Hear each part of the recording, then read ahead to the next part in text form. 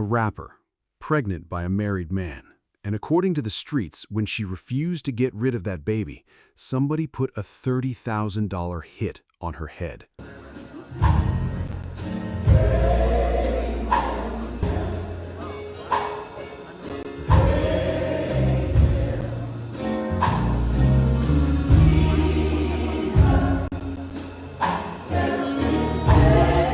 At the time this happened, she had flight booked for that same morning to go be with her sister, but never made it to the airport. This is the story of Qualisha Barnes, and by the end of this, you are going to understand exactly how calculated this was.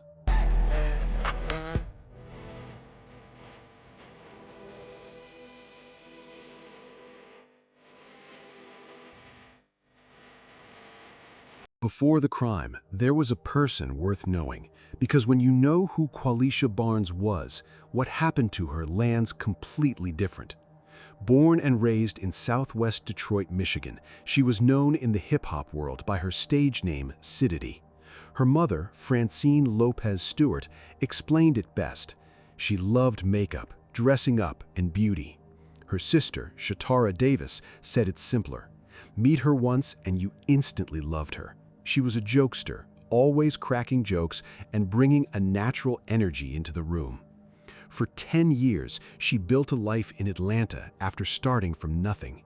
The music was one lane, with collaborations alongside Icewear Vezo, Babyface Ray, and Peasy, carrying real weight back in Detroit. I've been getting to this money, where you been at? Where your watch, where your chain, where your kid at? Where your purse, where your crib, where you live at? Where your watch, where your chain, where your kid at? Where them blocks to that came, where them strips at? Known for getting off pound, call it bench press. One night with me and you would never get your bitch back. Chopping on Rodeo Drive.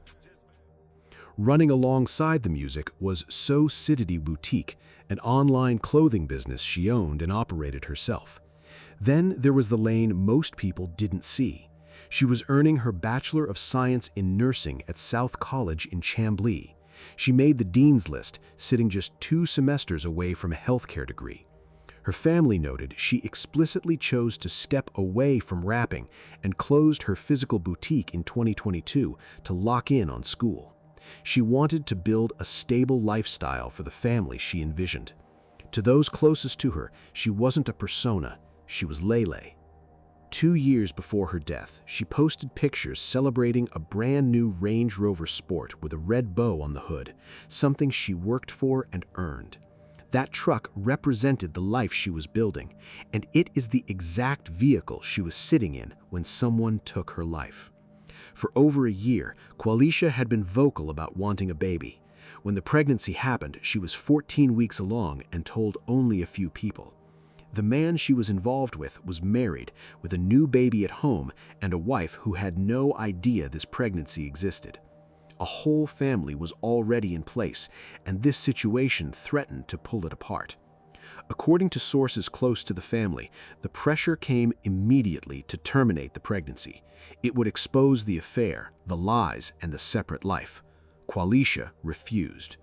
According to her family, that refusal is what set everything that followed in motion. Here is what the streets are saying.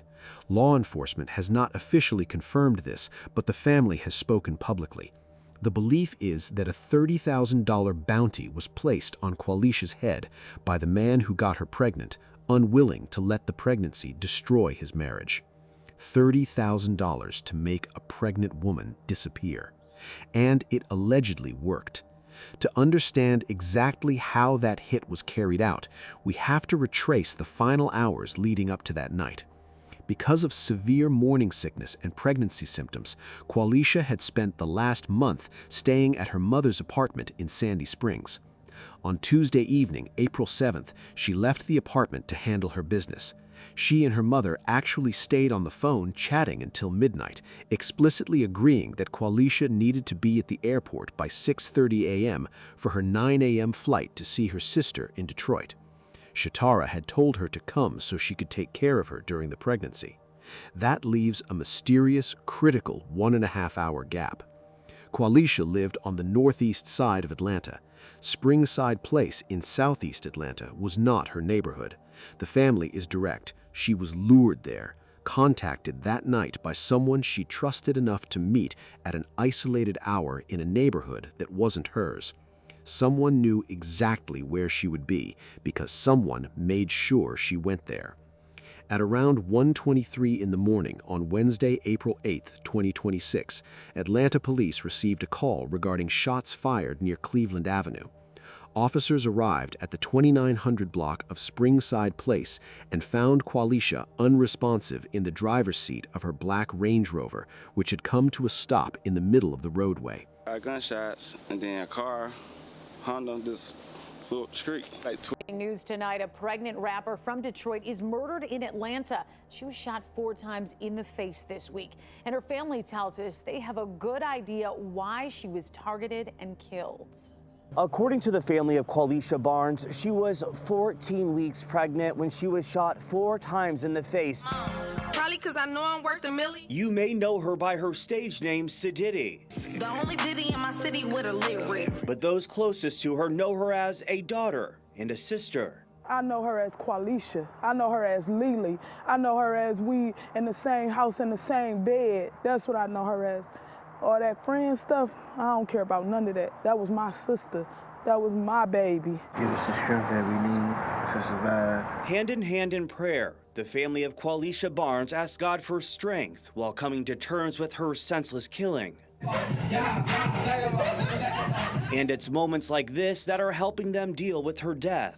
Generally, if you met Lily, you instantly loved her.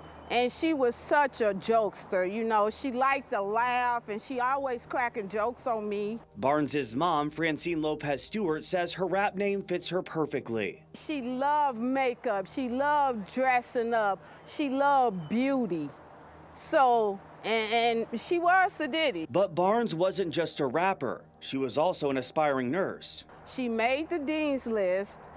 She had like 2 more semesters to go. She was so proud of herself, and we were so proud of her.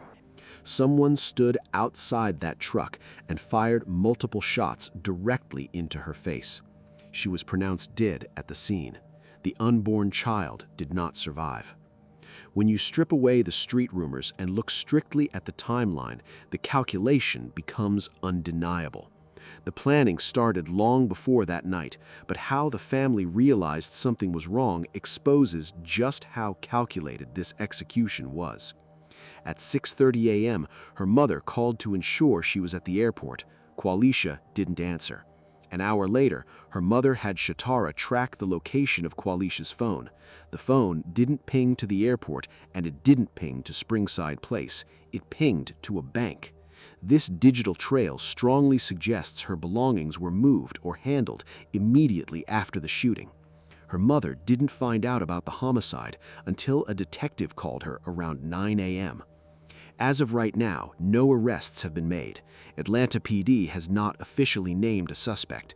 Lieutenant Christopher Butler confirmed the case is active, with detectives actively pulling area surveillance, retracing her final movements, and canvassing for cameras that captured the vehicle. General idea of the route that was taken, so we're going to have to backtrack some information to figure out the exact circumstance, if anybody was with her or not. The family is not staying quiet. Francine Lopez Stewart has been vocal that one person did not act alone.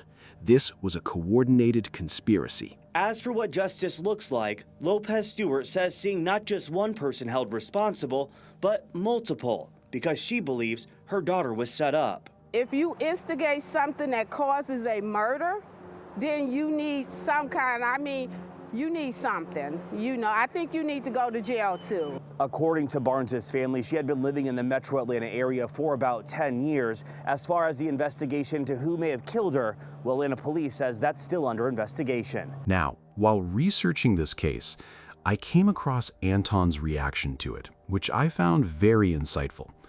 I'd like to include a portion of his commentary for the purpose of general discussion and education only. Let me know what you all think about this. So if she was in Atlanta, just follow me here, because I'm going to mine this out as best as I can. So if she was in Atlanta for over 10 years, then that means that she was an Atlanta rapper, not a Detroit rapper. I don't think that that matters. The fact that people are living this lifestyle and then it ultimately ended in their demise, and I'm never going to celebrate the death of anybody, is diabolical. Prayers up for her family, prayers up for the people that loved her, prayers up for her children if she had any. It's unfortunate. I want to see people become way more successful and living regular lives. This fast life, because I'm a attack this from multiple different angles. This fast life is trash. I know that I get called a lame, a nerd, because I don't promote degenerate culture. I don't celebrate things that are negative for the people. I actually push family. I push getting old. I want everybody to get older in good health. I actually want people to be better educated and to have really wholesome lives and to fall back into the arms of God. And that's not a popular take, you know? Especially from where I come from. I was raised in a church. I was raised in an environment where you always put God first, you know. So my lens that I look at it as, even though you may have been raised in a hood, even though you may have, you know, experienced or seen some diabolical things, it always comes back to family. It always comes back to God. It always comes back to, yo, what's best for us?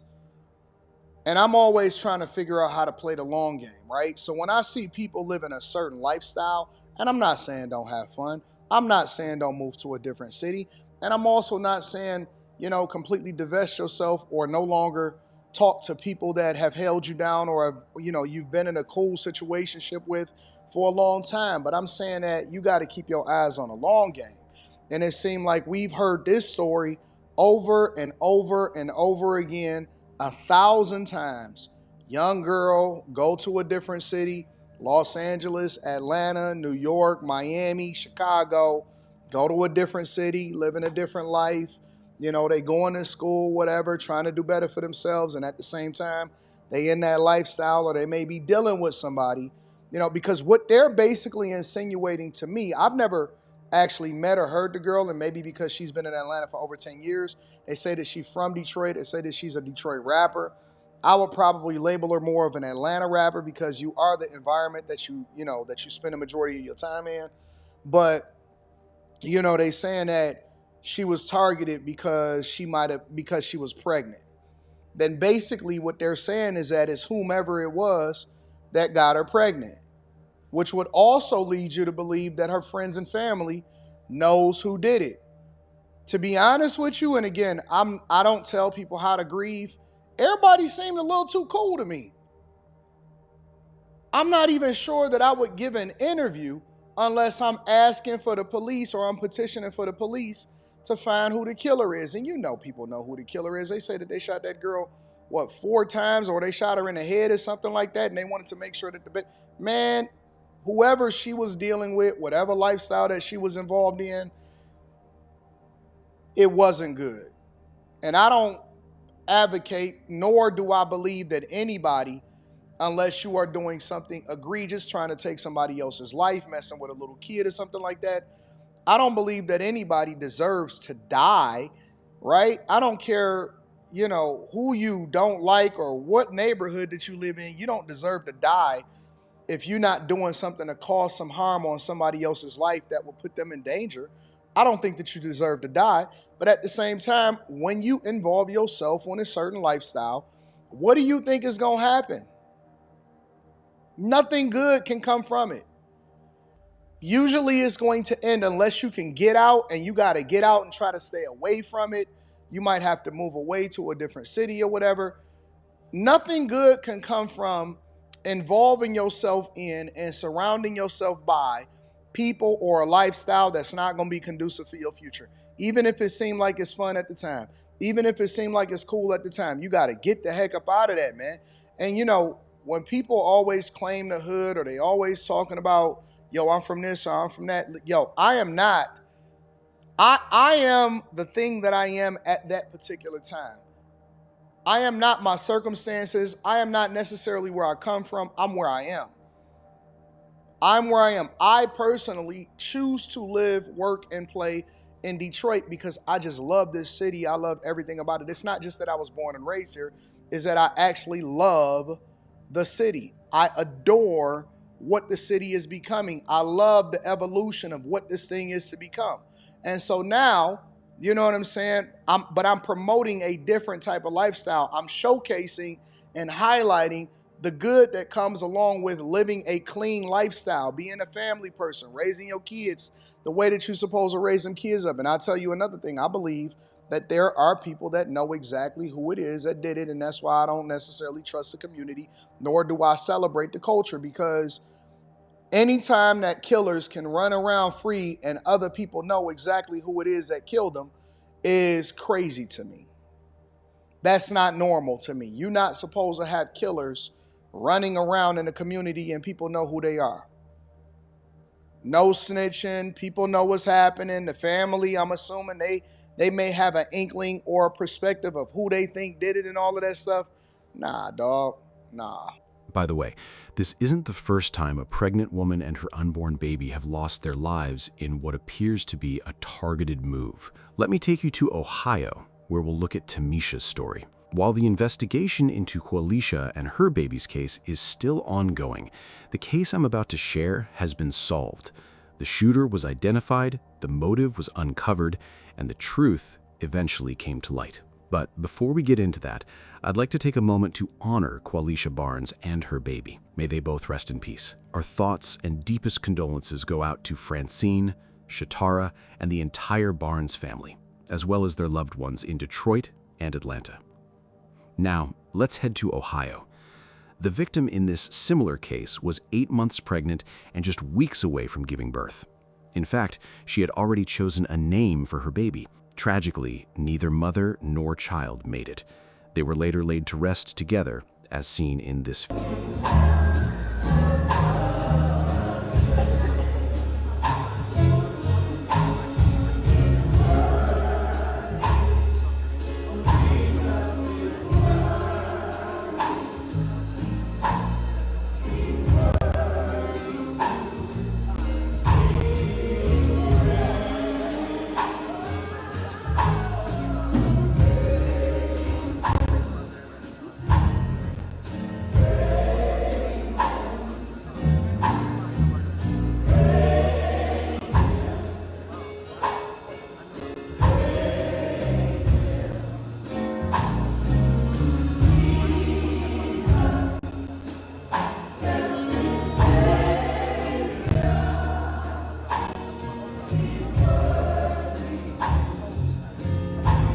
Before the court system turned her name into a case number, Tamisha Genera Price was building a really good life in Toledo, Ohio.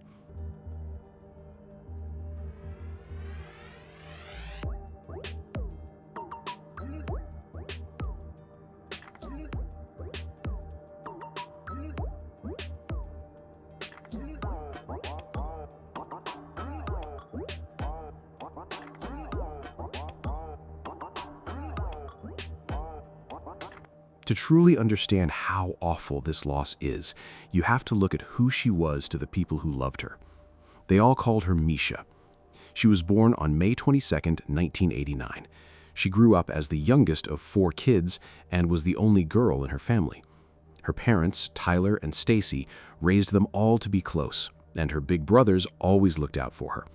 Still, Misha was incredibly independent. After finishing high school, she went to college at Herzing University to study nursing. She didn't just read books. She spent her free time volunteering at local health clinics because she genuinely loved helping people. Misha had a lot of different talents too. On weekends, she would relax by painting on canvas and writing stories. She also loved being online, making videos about fashion and travel. People loved watching her because she was naturally funny and felt like a regular friend. But her main focus was always her 2 boys, Jaden and Leslie. Everything she did was for them. Leslie loved basketball and spent hours practicing his shots, while Jaden was a naturally amazing drummer. Misha worked extra hours to pay for their sports gear, music equipment, and everything else they needed. She was the person keeping their world stable, and she bought a nice, quiet home on Norton Place. Their life was peaceful and moving in the right direction, until a man named Paris James entered the picture. The biggest problem was the massive difference between who Tamisha was and the type of person Paris James turned out to be. They weren't married, but they started dating seriously. Paris was well known to local police and had a history of getting into trouble and causing disturbances in the neighborhood. Because Misha had a kind heart and a strong faith, she decided to give him a chance, hoping he would change his life for the better. At first, Paris acted like a great guy who respected her drive and loved how hard she worked for her kids. Everything changed at the end of 2023 when Misha found out she was pregnant. For her, this was amazing news. After raising 2 boys, she was finally having a daughter, and she named her Malaysia. For Paris James, the news was a total nightmare. He did not want to be a father or deal with the responsibility. On top of that, he was secretly living a double life and staying with another girlfriend named Shadwiya Triplet. Paris immediately started demanding that Misha end the pregnancy. When she refused, he started lying online claiming the baby wasn't his, even though everyone knew he was the only man in her life. Misha ignored his drama and stayed strong. A month before her due date, she planned a big baby shower to celebrate her upcoming daughter. As the party got closer, Paris grew colder and angrier. What Misha did not know was that the baby shower was making him run out of patience. While she was busy picking out party decorations, Paris was secretly contacting his friend Jerry Scott to plan a violent attack so the baby would never be born. The actual details of how they carried out this plan is incredibly cruel. It happened on Wednesday, January 24, 2024. It was 5 in the morning, and Norton Place was completely dark and quiet. Inside the house, Misha and her boys were fast asleep. The evidence from the trial shows that Paris James didn't go there alone. He brought Jerry Scott with him, and both carried guns. Paris knocked on the door. When Misha opened it, an aggressive argument immediately started in the hallway. Paris was yelling about the pregnancy, forcing his way inside and backing Misha up. Jerry Scott stepped in right behind him to block the front door so she couldn't run outside for help. Terrified and trapped, Misha tried to run to her bedroom to save herself. She never made it there. In a burst of anger, Paris James pulled his gun and shot Misha multiple times as she ran away. The loud gunshots woke Jaden and Leslie. They heard their mom scream, scrambled out of bed, and hid in the dark. Jerry Scott stood watch in the middle of the house to make sure no one could stop Paris while he finished the shooting. With Misha badly hurt on the floor, the 2 men ran out of the house and into the dark. Once the truck drove away, the house went completely silent. Jaden and Leslie crept out of hiding and found their mom completely still. At 5 a.m., Jaden called 911, crying and begging for help. Neighbors who heard the shots ran over to help the boys just as police cars pulled up. Paramedics tried everything to save her, but her injuries were too severe. Tamisha died right there in her room. Later, the medical examiners confirmed she died from the gunshots. Then came the next terrible piece of news. Doctors found that the 8-month-old baby girl, Malaysia, also died because her mother had been shot. The police immediately turned the investigation into a double murder case. The way the police actually caught the killers comes down to the digital trail the men left. Detectives immediately suspected Paris James because of his history with Misha. They brought him in for questioning along with Jerry Scott and Paris's other girlfriend, Shadwiya Triplet. Right away, their stories didn't make sense. Shadwiya tried to protect Paris by swearing to the police that he was home with her the entire morning, but the police checked the cell phone towers and neighborhood cameras, which proved she was lying. The phones showed Paris and Jerry traveling together straight to Misha's house right before 5 a.m. and speeding away right after the 911 call. Police arrested Shadwiya right then for lying to protect a criminal. The biggest breakthrough happened when police tracked the suspect's phones to a marshy wetland area right after the murder. Park rangers searched the mud in the Manhattan marsh and found the exact handgun used in the shooting. The police sent the gun to a forensics lab, and that's where a surprise twist happened. Right before the trial started in early 2025, scientists found a third person's DNA on the gun. At 6 this week, the trial for 2 men accused of shooting and killing a pregnant woman is set to start, but now they want a delay. Prosecutors allege the pair planned and carried out the murder of Tamisha Price, who was 9 months pregnant. But now new evidence has come to light. 13 Action News reporter Alexis Means is live with this story, all new at 6. Sasha, the newly discovered evidence indicates that there's a third person's DNA on the murder weapon. The attorneys for Paris James and Jerry Scott filed a motion saying they need to investigate the new evidence turned over to them by the prosecutor. According to these court documents filed this month, a piece of evidence in the case tested by BCI found another male's DNA on the murder weapon. It led prosecutors to investigate this person. James and Scott are accused of aggravated murder in the killing of Tamisha Price. They're accused of planning and executing the plan that resulted in the 34-year-old woman's death. Price was 9 months pregnant with James's child. Neither Price nor the baby girl she was carrying survived. The deadly shooting happened inside the woman's home last year. There is a third person charged in this case, Shatwaya Triplett. She's charged with obstructing justice. Her attorney says she will not be tried with the men. I filed a motion to sever her case from the other 2 defendants on the basis she was just charged with 1 count of obstruction of justice, and I didn't want that case being tried. My case will be tried after the other 2 cases are tried. Triplett is accused of lying to police about the whereabouts of Paris James. The defense lawyers tried to use this to delay the trial, claiming someone else might have been the shooter. But the prosecutors didn't let that stop them. They proved that even if someone else touched the gun, the text messages and phone tracking proved that Paris and Jerry were the ones who planned and executed the entire attack. The legal games finally ended in the summer of 2025. Both men faced a long list of serious charges, including aggravated murder. On July 28, 2025, after hearing Misha's teenage sons tell the court what happened, the jury found both Paris James and Jerry Scott guilty on every single count. On July 28, 2025, the judge sentenced both of them to spend the rest of their lives in prison with absolutely no chance of ever getting out.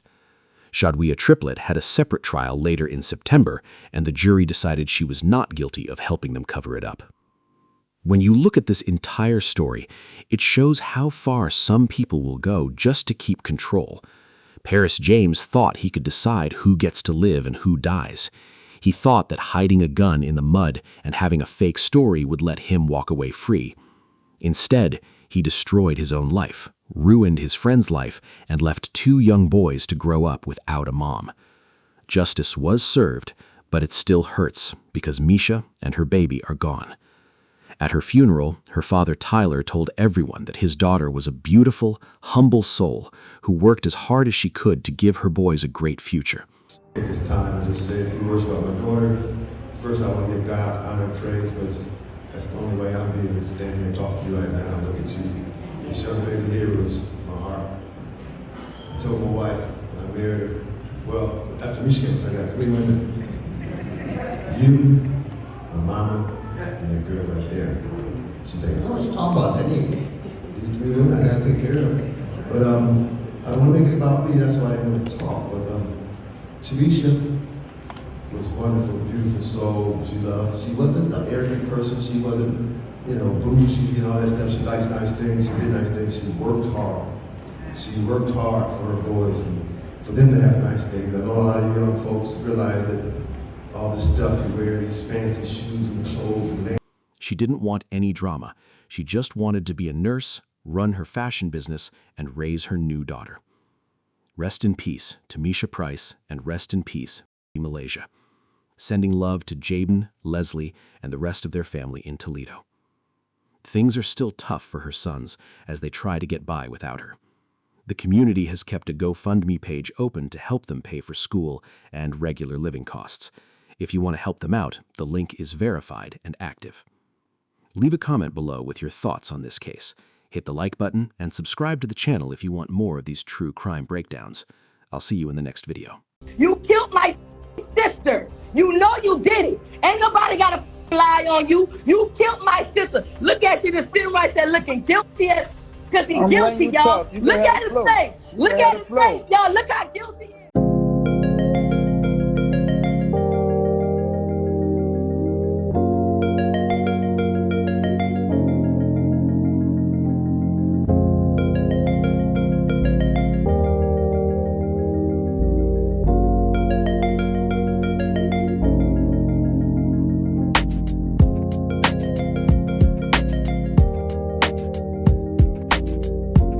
This is a person who has mistreated her for years.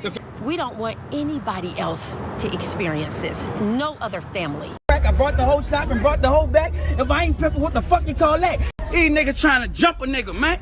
Man, fuck all that, man. Young boy with all that pussy ass shit, man.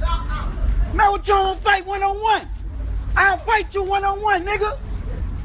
These were the words of a man who believed he was untouchable, a man who thought his music would immortalize him. Instead, Justin Rene Lewis, known to the world as Mad Music Cali, would become infamous for something far more dreadful than his street anthems, as he would be linked to the deaths of 2 women who loved him, and one case remains unsolved to this day. On October 11, 2023, Mad Music Cali's girlfriend was gunned down in her parents' driveway in Decatur, Georgia, shot 7 times while her 9-year-old son watched in horror as she collapsed with grocery bags still in her hands. She was 2 months pregnant, carrying a child whose father would later be arrested for her murder. But before we get to that moment, let me take you back to 2017, to another woman's death, as this will give more context to the death of the pregnant woman. Sydney Dalcourt was 25 years old when she was found shot to death inside her running car on May 18, 2017, outside an apartment complex in New Orleans East. She worked at Pier 424 Seafood Market in the heart of the French Quarter and had dreams of becoming a rapper herself under the stage name China Doll. Her family members described her as beautiful, sweet, and deeply loved by everyone around her, someone who had no enemies and no conflicts with anyone that could explain what happened to her. The only person her family suspected was the man she had been married to for 5 years, the man who had given her black eyes, sent her to the hospital, and left her with injuries so severe she needed staples in her head. That man was Justin Rene Lewis, popularly known as Mad Music Cali. Sydney's sister, Tracy Dalcourt, didn't hold back when describing the marriage, detailing a pattern of brutal physical abuse that included incidents leaving Sydney battered and broken, yet still holding on to hope that her husband would change. Her cousin, Mariah Dyer, said the same thing, explaining that Sydney loved Lewis so deeply that she dreamed he would turn things around, that the violence would somehow stop, even though it never did. When Sydney was discovered in her red 2003 Infiniti G35 that May evening, Lewis immediately became the prime suspect. Despite all the suspicions and the family's certainty that he was responsible, there wasn't enough evidence to charge him, and the case went cold, leaving Lewis free to walk away without ever facing consequences. Fast forward 6 years, and Lewis had moved on to a new relationship with Raisha Hurd, a woman from DeKalb County, Georgia, with whom he had children and appeared to be building a family. According to Raisha's relatives, the same patterns of abuse that had plagued Sydney now emerged with Raisha, with incidents of physical violence and moments of fear that eventually pushed Raisha to end the relationship in an attempt to protect herself and her children. Then, she discovered she was pregnant with his child, and everything changed. Reports suggest that Lewis pressured Raisha to terminate the pregnancy, insisting that she get an abortion, but she refused. That refusal, investigators believe, may have been what sealed her fate. Months before her death, Lewis allegedly fired shots at Raisha's car while she was inside, but the gun malfunctioned when the clip fell out, preventing further shots and saving her life that night. Raisha never reported the incident to the police, possibly out of fear, or perhaps hoping that keeping her distance from Lewis would somehow keep her safe, but distance wasn't enough to protect her. On that October evening, Raisha was at her parents' home on Kelly Chapel Road, a place where she should have been safe from harm, doing something as mundane as unloading groceries from her car. As she carried bags toward the house with her 9-year-old son nearby, gunfire erupted from an ambush, and 7 shots struck her body with deadly precision. 2 bullets hit her in the back, one tore through her chest, another struck her leg, and the final shot hit her head. Her young son stood helpless as his mother collapsed in front of him, while family members inside the house heard the gunfire and rushed outside, only to find Raisha already gone. She was 2 months pregnant, carrying a child who would never have a chance to live. The family still reeling after someone shot and killed a young mother in the family driveway. It happened on Kelly Chapel Road. Raisha Hurd's family tells Fox 5 her 8-year-old son watched it happen. Fox 5's Angelique Proctor joins us live from DeKalb County tonight. Angelique, Hurd's family spoke to you. Why did they say they're so frustrated with the process? Well, good evening to you both. Family members and friends say they are frustrated because there has been no arrest, and they say they know exactly who did the shooting. And even more upsetting, they claim the shooter has been on social media many days since the murder. And I just feel like I just want justice for her. Justice that Raisha Hurd's best friends say is coming too slowly. The young mother of 2 boys, who's described as the life of the party, was gunned down, DeKalb police say, in her parents' driveway. Family members say Raisha was getting groceries out of the trunk when someone ambushed her from the side of the family's home on Kelly Chapel Road. They shot her multiple times. Her youngest son, just 8 years old, watched it all. Words couldn't explain how bad it hurt. For them to have witnessed that is unexplainable. It's so hard. Both the family and Rashida's friends say they know who shot her. Keep in mind, several of the family members were at the house when the deadly shooting occurred. DeKalb police say they have identified a suspect, but they are not yet ready to release his name. He's doing a lot on his Instagram. He's taunting us. He's taunting the family. Yeah, he wants to go viral from this. So, yes, we know who it is. Meanwhile, Raisha's besties, who have known her since 9th grade, say they will miss so much about her. Her smile. She always had a smile, a big smile. She touched a lot of people's lives. She had a lot of friends, and she was just so loving and caring. She's a loving and caring person. She's the life of the party. We're going to have a positive, never negative. And these friends say they do plan to reach out to DeKalb police to talk with them about this new information about this person being on social media. We are live in DeKalb County. Angelique Proctor, Fox 5 News. All right, Angelique, thanks. The family of a pregnant mother killed in her parents' driveway says they're relieved that police have made an arrest now. They say that while the suspect was on the run, he was posting on social media and even responding to their posts. Channel 2's Tom Jones live at DeKalb County, where the family says this isn't the first time they've lost a loved one to gun violence. And Justin, Raisha Hurd was killed right here in her parents' driveway. The family says a year ago they lost another family member to gun violence. They say Raisha helped them deal with that death, and now she's gone. Our family is devastated. Devastated. The Hurd family is crushed after a gunman shot 31-year-old Raisha Hurd 7 times in her parents' driveway, killing the pregnant mother of 2. Police have charged Justin Lewis, a rapper who goes by the name Mad Music Cali, with her murder. Raisha's family says she had broken off their relationship because he was abusive. This is a person who has mistreated her for years. The family says Raisha was shot in front of her 9-year-old son. They are relieved Lewis is in custody. I'm just happy that Justin is captured because we don't want anybody else to experience this. No other family. The family says this isn't their first brush with gun violence. We just buried my brother last year for gun violence. Raisha was the glue that held everyone together. That was my rock. She was really helping me heal. Now she is gone. The family couldn't believe it when they saw Lewis on social media after the shooting, like nothing had happened. I actually posted that he was wanted and that we were going to find him, and he liked it. He liked the status. They are now urging people to recognize signs of trouble early in relationships and get out before you become too attached. Don't fall in love to find out that, your hands are not for hitting, they're for hugging. The family says they're on a mission. We're going to definitely seek justice for Raisha.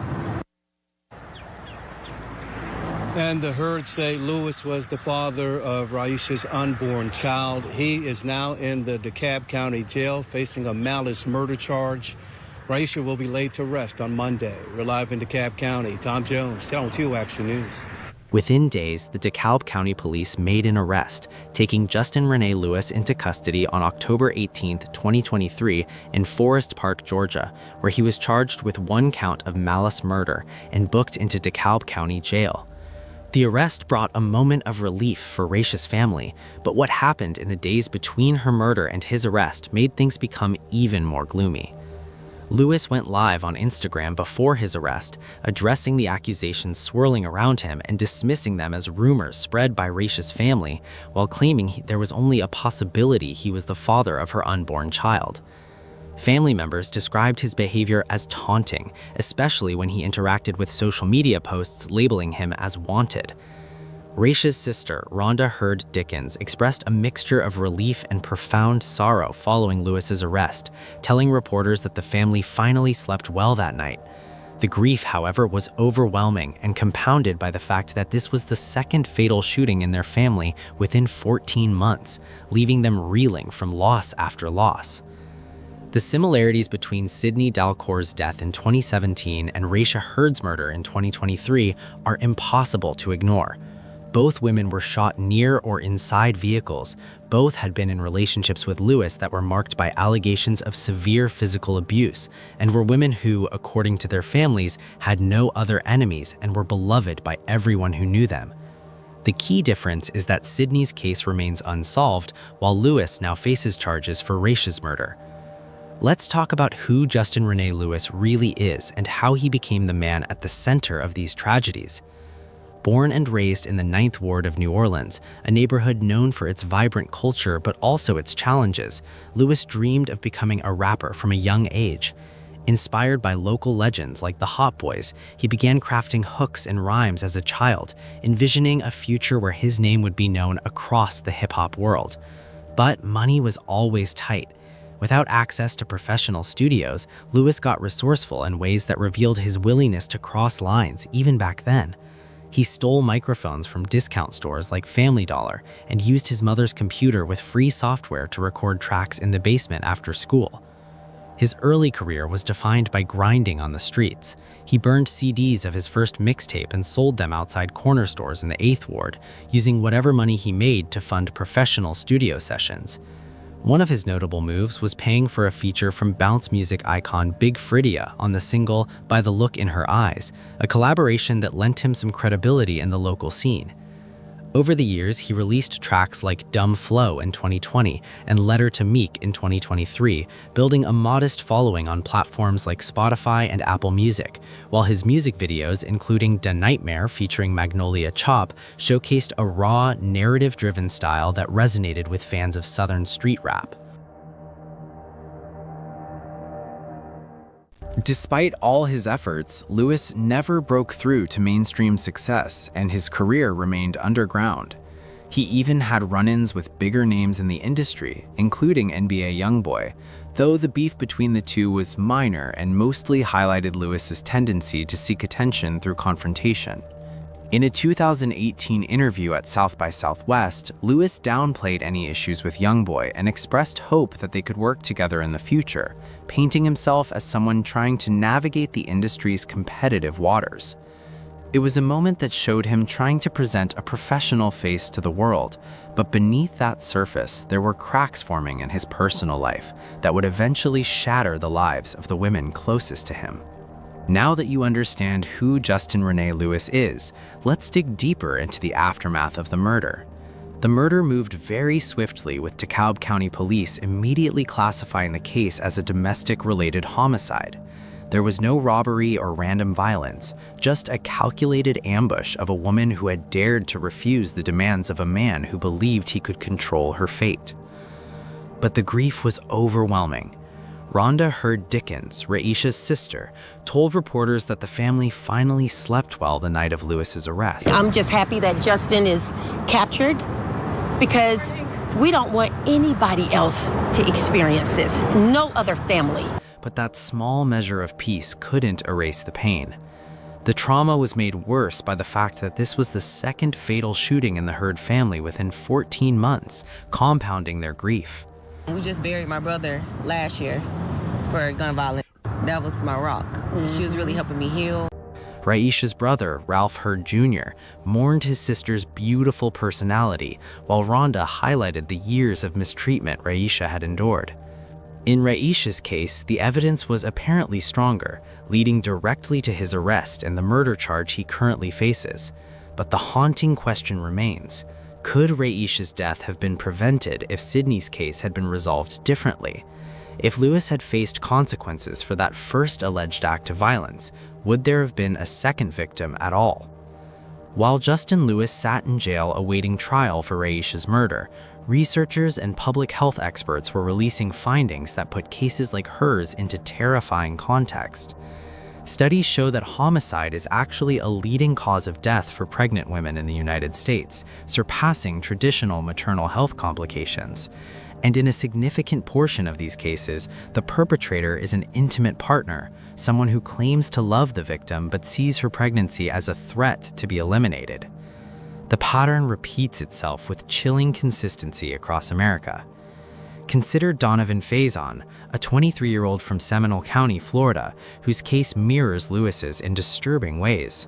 In November 2022, his 18-year-old girlfriend, Kaylin Fiengo, sent him text messages with photos of positive pregnancy tests, excited to share the news that she was 2 months pregnant. His response was immediate and brutal: abortion, followed by accusations that she was lying. Just like Raisha, Kaylin refused, and just like Lewis allegedly did to Raisha, Faison lured Kaylin to Coastline Park in Sanford under the pretense of celebrating the pregnancy. There, in her car, he shot her in the head, leaving her and their unborn child to die. An ultrasound image was found near her body, a haunting reminder of the life she'd been celebrating just moments before her murder. A man is accused of killing his pregnant girlfriend and their unborn child. He was arrested 10 months after her murder. Fox 35's Patrick Perez is live at Sanford Police Headquarters tonight. And Patrick, they believe he killed her because she refused to get an abortion. Luann, some really disturbing information we're learning about this case. We know it took detectives months to put the evidence together in order to make this arrest. I want to show you now a picture of the man that they arrested yesterday. This is 21-year-old Donovan Faison. He's accused of killing his girlfriend and her unborn child. This happened back in November of last year at Coastline Park in Sanford. Today, a banner in memory of 18-year-old Kaylin Fiengo still hangs from the fence near this crime scene. An officer patrolling the area found Kaylin dead in the driver's seat of her car while parked at the park. Police say Kaylin was about 3 months pregnant when the suspect wanted her to have an abortion, but she refused. And that's what investigators believe was the motive behind the shooting. The suspect's arrest has brought a bit of closure, as you can imagine, to her family and close friends. It did take a long time. It's very bittersweet. It makes it feel more real. Definitely that he's in jail now, but I'm just happy that justice is finally being served for her. Just a lot of emotions. Very happy, but also sad that this is something that we're like celebrating or whatever. And Faison is facing 2 charges of homicide for Kaylin's murder and for the murder of the unborn child. We're live in Sanford tonight. I'm Patrick Perez, Fox 35 News. Prosecutors presented text messages showing a history of arguments over the pregnancy, evidence that painted a clear picture of premeditation. Faison was arrested in August 2023 and charged with first-degree murder and killing an unborn child under Florida's fetal homicide laws. His trial in October 2025 lasted weeks, with the jury deliberating only 2 hours before convicting him on both counts. You could hear the deep breaths taken in the courtroom by Kaylin Fiengo's friends and family as the verdict was read out loud. After a trial that started over 2 weeks ago with jury selection, Donovan Faison was found guilty on all counts. We, the jury, find the defendant guilty of first-degree murder. An overwhelming moment of relief for Kaylin Fiengo's loved ones as the jury's verdict was announced. We've been waiting a long time for this. An emotional end, almost 3 years since Fiengo was found shot and killed in Sanford's Coastline Park. Investigators say Donovan Faison murdered her because she refused to terminate her pregnancy. Were you supposed to meet up with her? No, I wasn't supposed to meet up with her. I was supposed to do nothing with her. We didn't have no conversation of meeting up, nothing. During closing arguments Monday, prosecutors played body camera video of Faison's first interview with detectives. Lie after lie after lie after lie. You can read it line after line. And presented months of messages, including this exchange where they say Fiengo told Faison she was pregnant and his response was abortion. Faison's attorneys poked holes in the police investigation and argued he may have made mistakes, but he is not a murderer. But at best, you have evidence of a man that's cheating, of a man that possibly didn't want to have another child. There's no evidence of him being in the car. There's no evidence of him coming around the front. There's no evidence of her reaching for a purse. There's no evidence of him pulling the trigger. Prosecutors say the motive was undeniable, and after Faison's world fell apart when his girlfriend found out he had lied, cheated, and got another girl pregnant, he planned and executed Fiengo's murder. The defendant thought about it. He devised a plan to kill an innocent victim. He carried out the plan in cold blood. Fiengo's family says she will be missed and she will be remembered for choosing her child. What she did was brave regardless, right? She chose her child at the end of the day. Now that Faison has been found guilty, he could be sentenced to death. The judge ordered both the state attorneys and the defense attorneys to be back at this courthouse on Wednesday to start the death penalty phase. In Seminole County, I'm Catherine Silver, News 6. During the penalty phase, Kaylin's family shared their grief. Her aunt, Tatiana Fiengo, described her as brave, funny, and forgiving, a young woman with her whole life ahead of her. Faison's own family begged for mercy, pleading for life imprisonment instead of death, citing his youth. But the jury voted 11-1 for death, pointing to aggravating factors like the victim's age and the calculated nature of the crime. On December 8, 2025, Judge Deborah S. Nelson sentenced Faison to death, making it one of Florida's rare capital cases since recent law changes. Then there's the case of Ray Caruth, the former NFL wide receiver whose story became a national scandal in 1999. His pregnant girlfriend, Sherika Adams, was 24 and 8 months along when she refused his demands for an abortion. Caruth wanted to avoid child support payments that would interfere with his rising football career, so he did something almost unthinkable. He hired hitman Van Brett Watkins and accomplices to stage a drive-by shooting. Sherika was ambushed in her car on a Charlotte street, shot 4 times. But in an act of incredible courage, she managed to call 911 and name Caruth as responsible before lapsing into a coma. Doctors delivered their son, Chancellor, via emergency C-section, but Sherika died a month later. Chancellor survived but lives with cerebral palsy, a permanent reminder of the violence that took his mother's life. Caruth's trial drew massive media attention. After 20 hours of deliberation, the jury acquitted him of first-degree murder but convicted him of conspiracy to commit murder, discharging a firearm into occupied property, and using an instrument to destroy an unborn child. Did you say to Detention Officer Griffin, 2 weeks after you caused that, I hope the bitch dies? Did you say that? That's the bitch I was talking about. Oh, I see. Ray Caruth. Oh. That's the bitch I was referring to, who got me into this. Oh. Okay? This is the bitch I was referring to. Oh. He didn't stand up. I stood up for mine. I said I did it. Mm-hmm. I did it because he made me do it. Okay? He made the other two also do it. Okay? That's your client, the bitch. At the time that you made that statement, Sherika Adams was fighting for her life, right? Did the captain tell you what happened that day? My question is, Sherika Adams was fighting for her life, wasn't she? She was. But this wasn't about Sharika Adams. It was about the person who got me involved in all this. For 6 months, the client did this. This wasn't a one-day affair. It was for 6 months. He dragged me into something that I didn't want to be involved with. Your client. Now, have you ever referred to women as bitches? It's not something I would do all the time. If I did it in anger. Right. If you were angry at a woman, you'd say, you bitch, right? Yeah. But if a dude acts like a bitch, okay, like your client, the insult doubles. Then with a woman, there it is. Who didn't stand up, who didn't say, look, I did this. Look, I am sorry. I did this. I'm gonna, what he said was, I'm gonna save myself after the murder. You're defending this. Were you hoping that Miss Adams died? I got a second-degree murder charge. The rest of my life in prison. If she would have lived, I wouldn't have the rest of my life in prison. Sir. So you could answer that question. On January 22, 2001, he was sentenced to 18 years and 11 months minimum.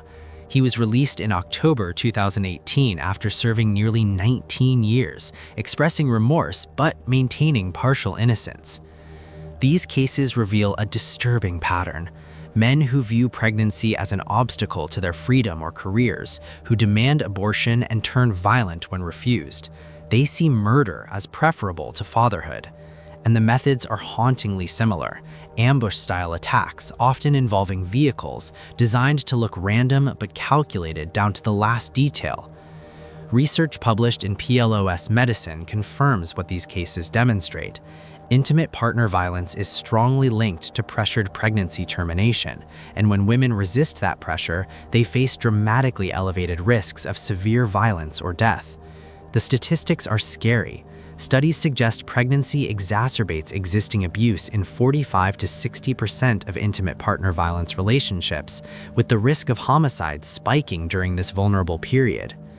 So where does this case stand now, as of today? That's the question haunting everyone following this story, and unfortunately, the answer is frustratingly unclear. Despite Lewis being arrested and charged with malice murder in October 2023, there have been no public updates on any trial, conviction, plea deal, or resolution in the more than 2 years since. The case appears stuck in legal limbo, trapped in a system that moves slowly even when the stakes involve life and death. Even more puzzling is the fact that searches of DeKalb County jail records show that Lewis is not currently incarcerated, which immediately raises questions. Was he released on bond despite facing a murder charge? Did something happen with the case that the public hasn't been informed about? In Georgia, murder cases, especially those involving malice murder charges, typically don't allow for easy bond releases. Malice murder is a serious charge that can result in a life sentence if convicted, so the legal threshold for releasing someone pending trial is exceptionally high. Yet, the absence of Lewis from current jail records suggests that something shifted after his initial booking, though without official statements from the DeKalb County DA's office or updates from local news outlets, we're left piecing together a puzzle with missing pieces. Court records that should be available through Georgia's Odyssey portal returned no matching cases for Justin Renee Lewis tied to the murder charge, which could mean the case hasn't been digitized, it's under seal, or there's been some administrative issue keeping it out of public view. This lack of transparency is maddening for anyone seeking answers, especially for Raisha's family, who have been waiting for justice since October 2023. The relief they felt when Lewis was arrested has likely been tempered by the agonizing wait for a case that seems to be moving at an impossibly slow pace.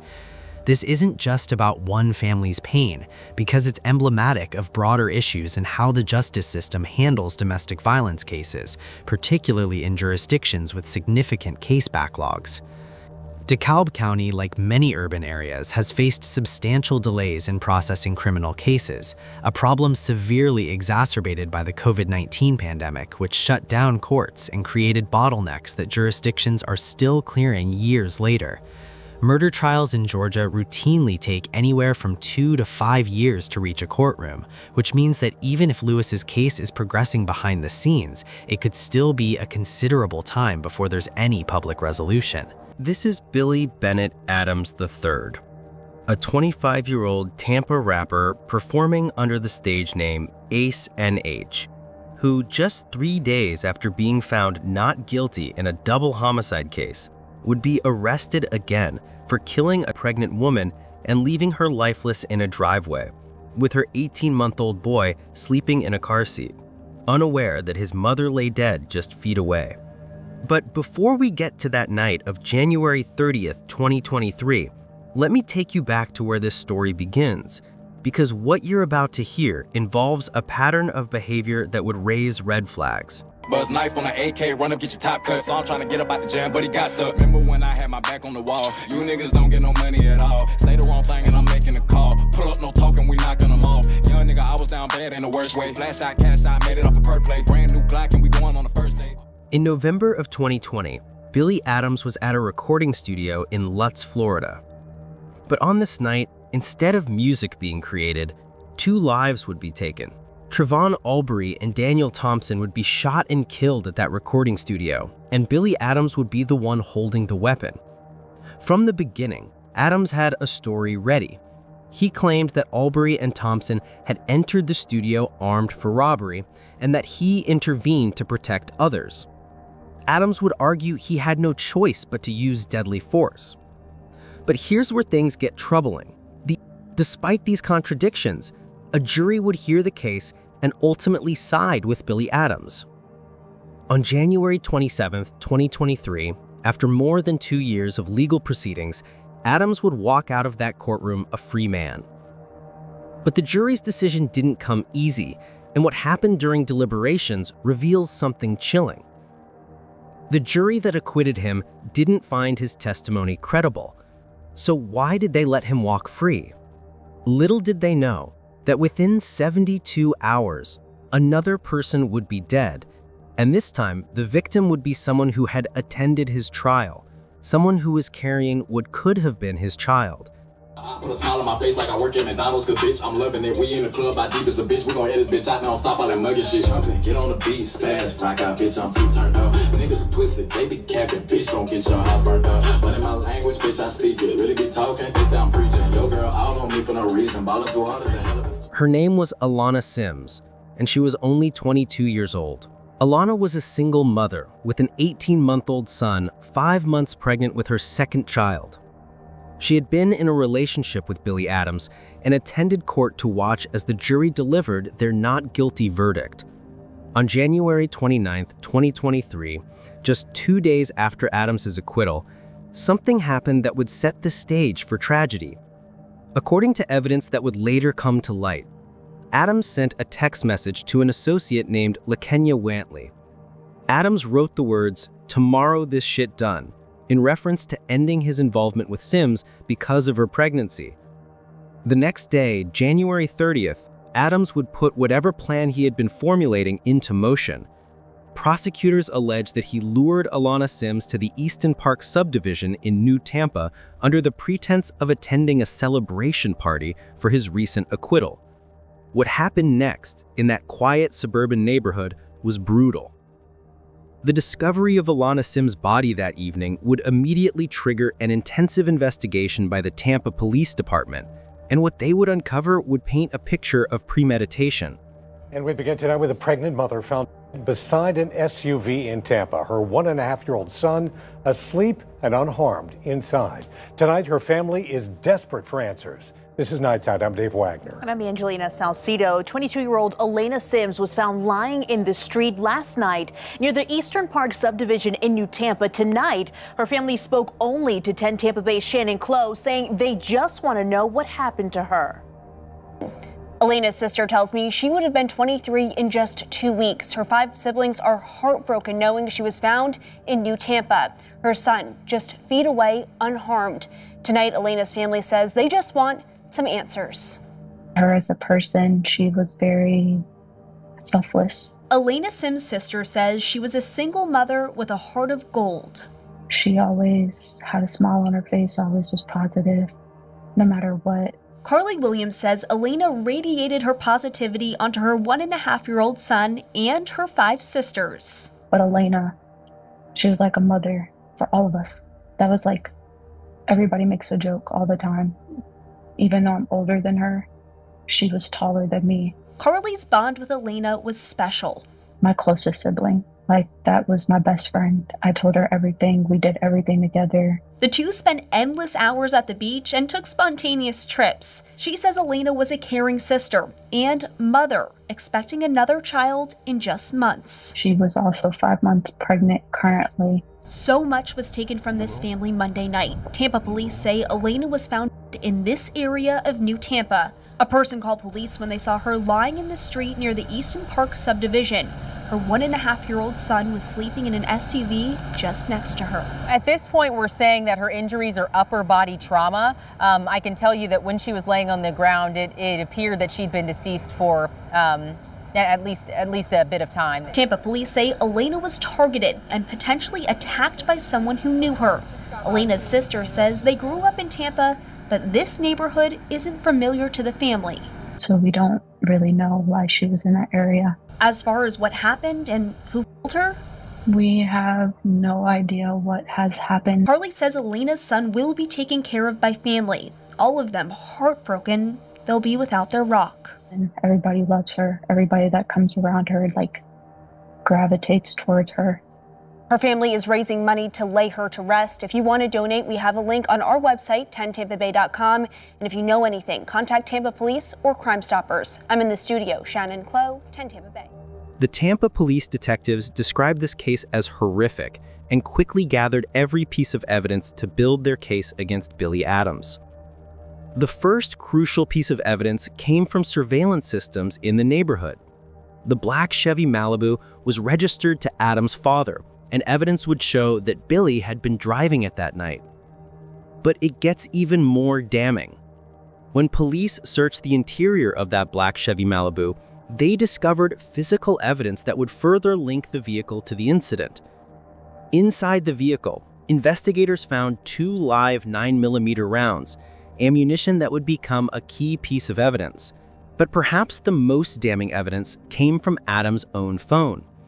Investigators discovered that at 6:43 in the evening on January 30th, Billy Adams had used his smartphone to search for the specific location in Easton Park where Alana's body would later be found. He's searching for this exact location on his phone. And then hours later, Alana Sims is found deceased at that very same spot. When Tampa police initially approached Billy Adams for questioning about Alana's death, he had a ready answer. Adams told investigators that he had never left his parents' house on the night of January 30th, that he had been home the entire evening. But as investigators continued to gather evidence, as surveillance footage was analyzed and digital records were examined, Adams' initial story began to crumble. The surveillance video, the Ring camera footage, the phone records showing his search for the Easton Park location, all of it painted a picture completely inconsistent with his claim of never leaving the house. Faced with this overwhelming evidence, Billy Adams changed his story. He now admitted that yes, he had been driving the black Chevy Malibu that night, that he hadn't been truthful in his initial statements to police.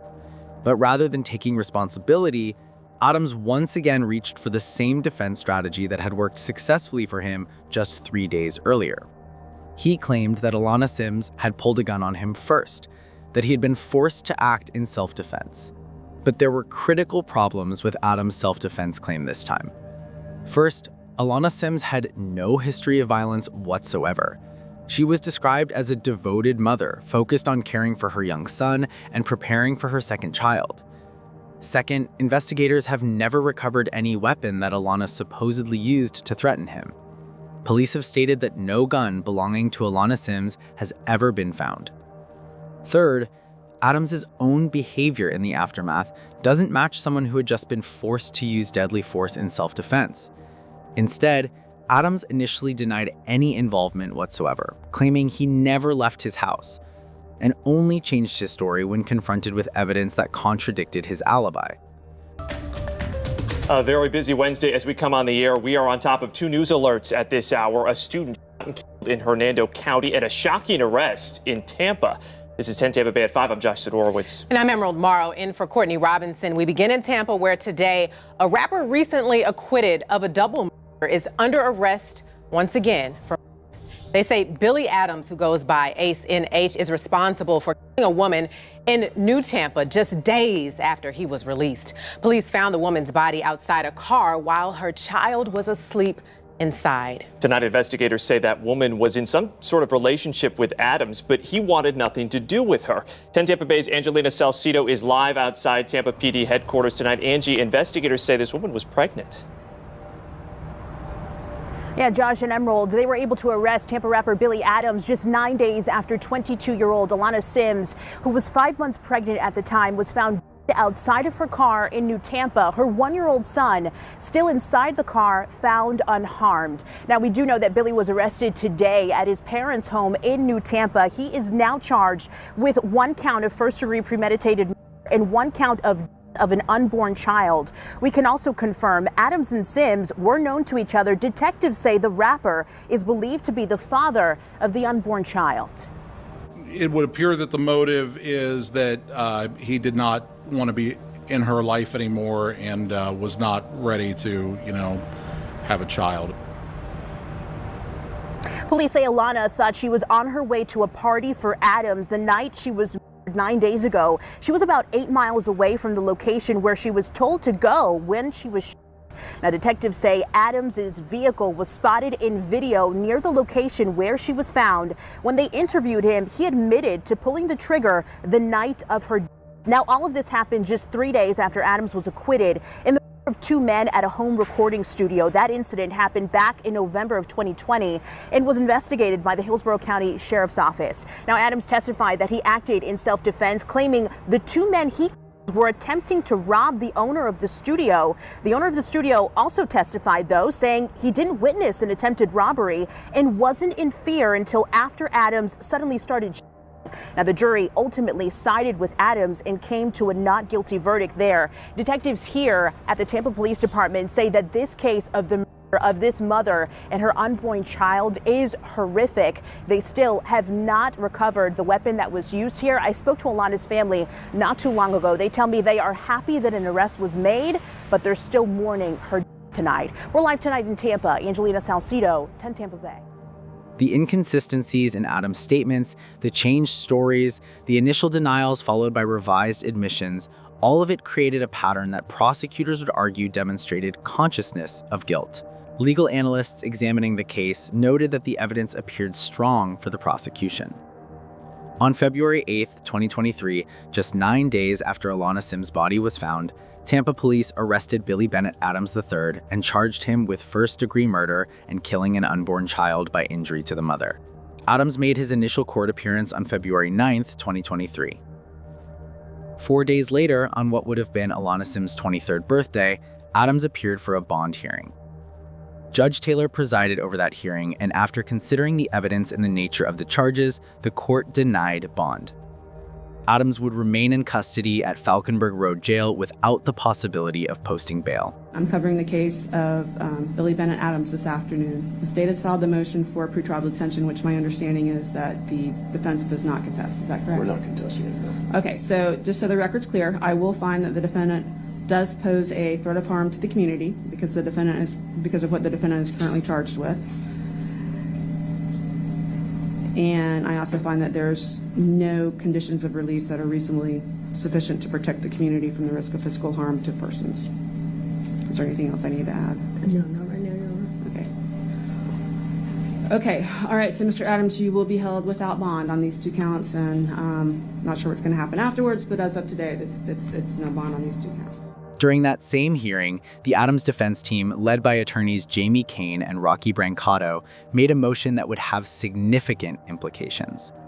The defense requested a protective order that would prevent law enforcement, prosecutors, and court officials from making statements to the media or releasing case-related documents to the press. What we're asking the court to do is, because of the unusual nature of this case and the procedural, uniqueness, we're asking the court to issue a protective order and to order that no one from the State Attorney's Office, Tampa Police Department, Hillsborough County Sheriff's Office, or the Clerk of Court issue or make any statements or provide any discovery. I can say that over the past 3 days, People magazine has picked up the story. The Daily Mail in London has picked up the story. The widespread publicity is staggering.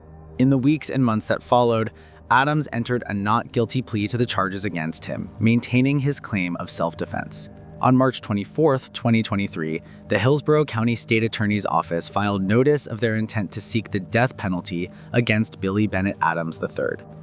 In their filing, prosecutors described Alana Sims' death as cold, calculated, and premeditated.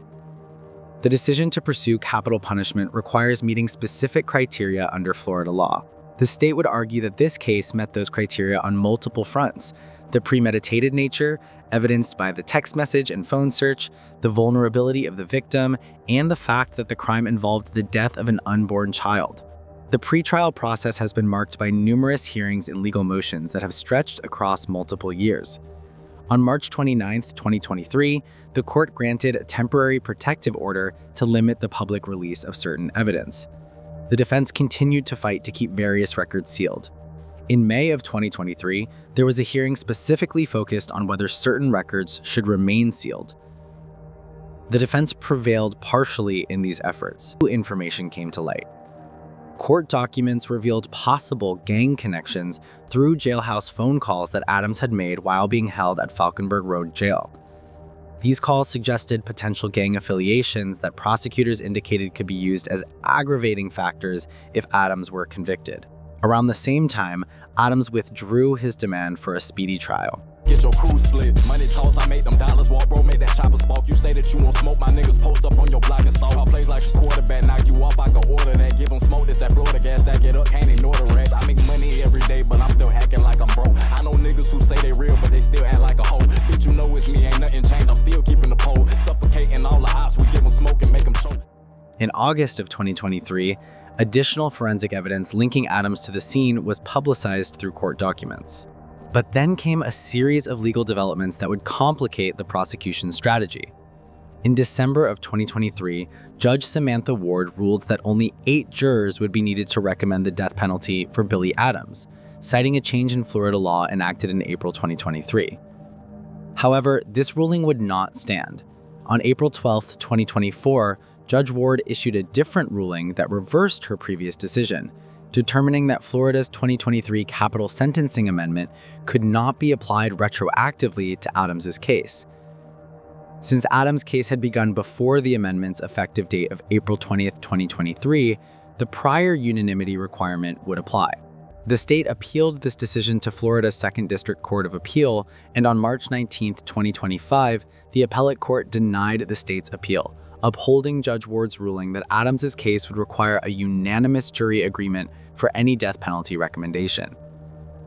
As of December 2025, Billy Bennett Adams III remains in custody without bond at Falkenberg Road Jail, awaiting trial on charges of first-degree premeditated murder and killing an unborn child by injury to the mother. No trial date has been set according to the most recently publicly available records. For Alana Sims' family, the lengthy pretrial process has meant years of waiting for justice, years of mourning without closure. In the immediate aftermath of Adams's arrest, Alana's family told reporters they were grateful that someone had been charged. The juror from Adams' double homicide acquittal, the one who had predicted there would be another body, expressed feelings that many people share when they heard about Alana's death. The juror never imagined it would happen within just days of the acquittal, and certainly not with such tragic consequences for a pregnant woman and her unborn child. The Hillsborough County State Attorney's Office released a statement acknowledging the jury's verdict in the prior case while making it clear their commitment to prosecuting Adams. For the young boy who is found sleeping in that car seat while his mother lay deceased nearby, the impact will last a lifetime. He lost his mother before he was old enough to form lasting memories of her. He lost a sibling he'll never meet, and he'll grow up knowing that his life was forever altered by an act of violence. Whether this case will ultimately go to trial, whether it might be resolved through a plea agreement, whether Adams will be convicted or acquitted again, all of that remains to be seen. What is certain is that on January 30th, 2023, Alana Sims lost her life in a tragedy that should never have happened. What do you think about this case? Let me know in the comments section below.